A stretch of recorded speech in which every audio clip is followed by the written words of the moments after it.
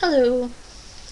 Today I am going to talk to you about the spirit guide that I met at Evergreen State College when I went there. More accurately, I met him in Olympia.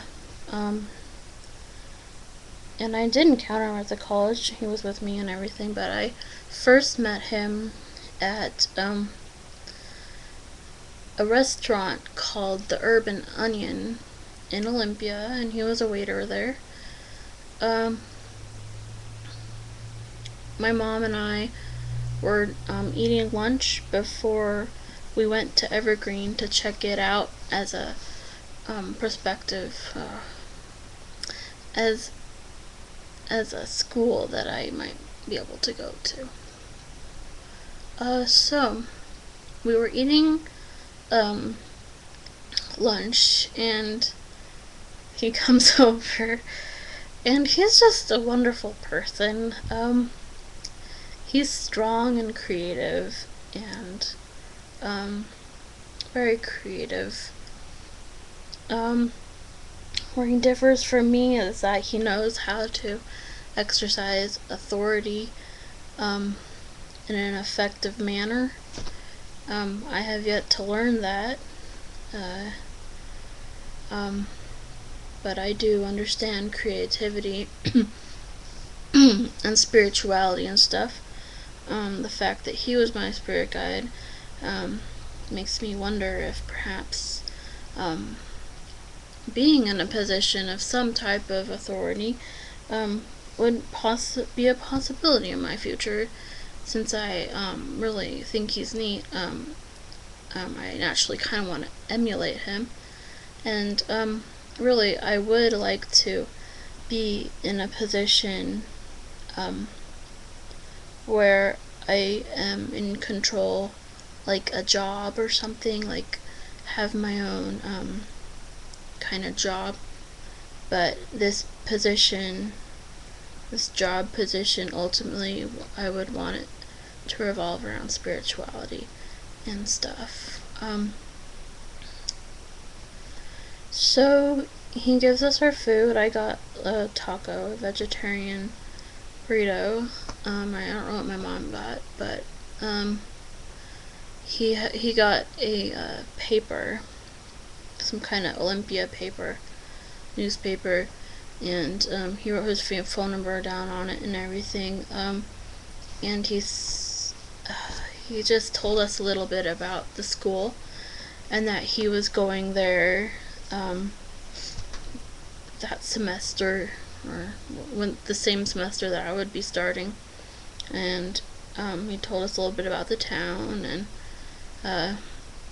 he previously was going to a community college, and he was switching over to Evergreen. Evergreen's a neat school because it doesn't have grades, and it really stresses discussion as a tool for learning. Discussion between all the classmates. Yeah, it's a really neat school. I really like it a lot. So his name is John. Yeah, he asked me if I wanted him to be my spirit guide over the phone while I was still in Boise. That's where I am stationed. That's where I live. Yeah, and I said, okay, that sounds fine. And what he taught me was by example. He showed me how he could channel different kinds of energies, and stuff. It wasn't the ideal situation, but I did learn from him, and he was really strong. And when you encounter strength, and power, oftentimes, to integrate it into yourself. It requires a lot of work, and it's strenuous, and it can cause very intense emotions as one's lower self or past self kind of dissolves, and you take on a new personality and such that will support your new endeavor. Yep. I associate John with electronic things, the computer, the cell phone, etc. He actually seems quite electronic to me. Yeah. We see each other in dreams sometimes, lucid dreaming, outer body experiences. I do believe that we work together in the non-physical when I dream, and at these times unconsciously when I don't remember anything. A lot of work can happen at those times that the person will not necessarily remember. This I find is interesting. Everybody has a story, and it can be sniffed out and detected as people discover their dreams. I found that I'm connected with a black hooded sect. I believe it's magicians, but also wizards. Maybe reality creator is a better term that I understand it. Yeah, because they pop into my dreams every now and then, my outer body experiences, etc. These black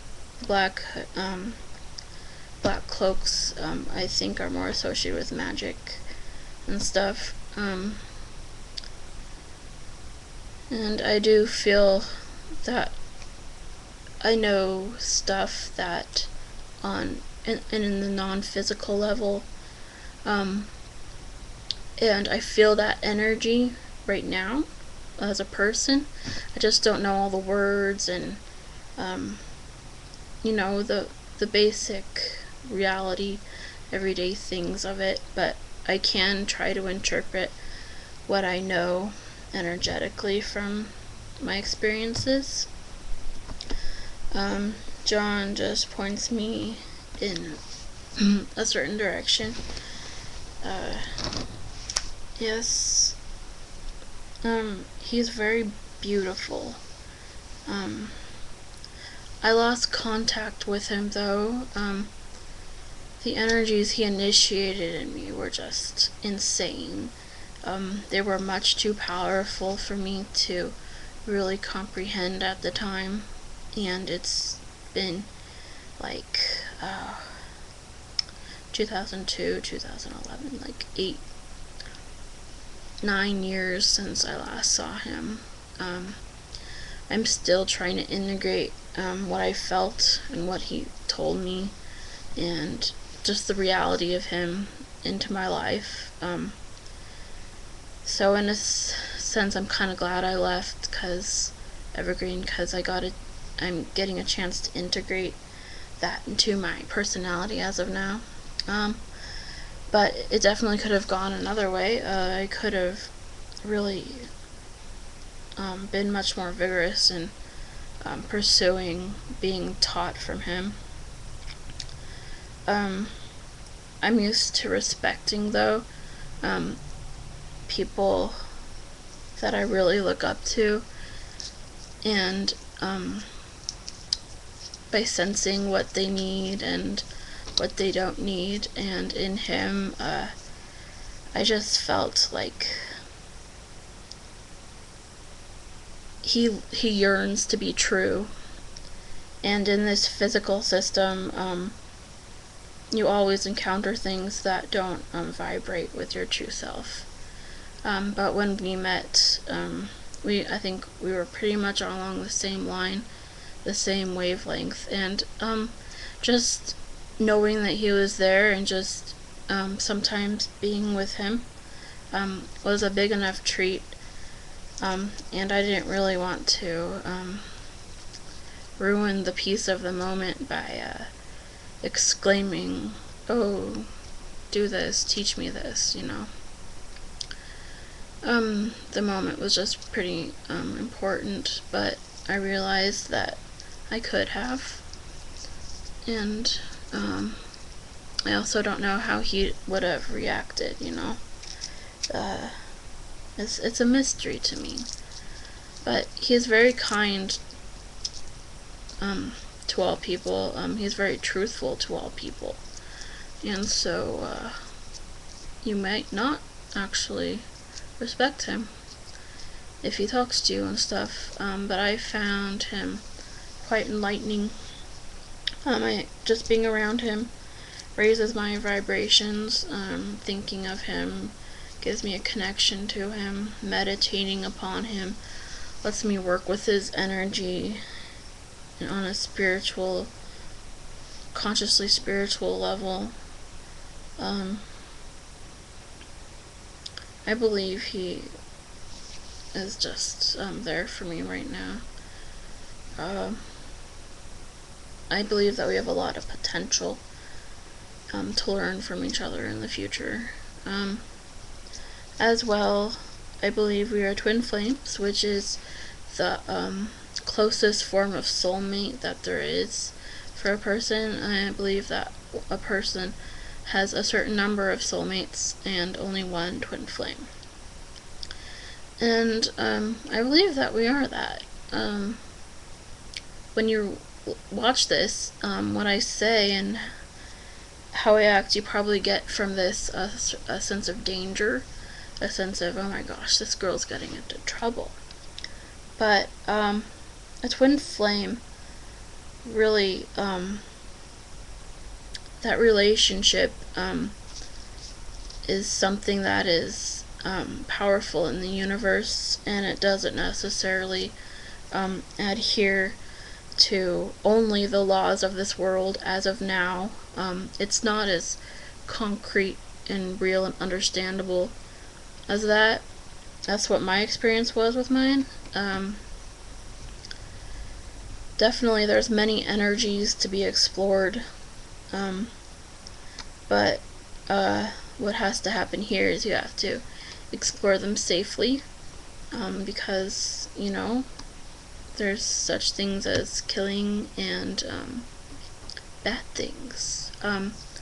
What I believe, I don't know, but in some certain non-physical plane, you could probably play with a person or spirit in such a way. You could kill them and then you could come right back to life, and you could just experiment with what the story in this world is of war and killing and hatred, and you could kind of think about it in that way by acting it out and question, how is this relevant? How is this really relevant to creation, this being of love and God? You could try to understand it more that way. Yeah. As my spirit guided me, my twin flame and me as one being, I believe we are more feminine in energy. Yin, blackness, darkness, and yet we are still female and male. So I would be female is yin and male is yang. All energies are organized this into families and closer families and split off into new families. Energies, like energies, attract like energies. I'm almost out of time, so I'm gonna go. See you later. Hope this was interesting and beneficial for your personal and spiritual growth and education. See you later.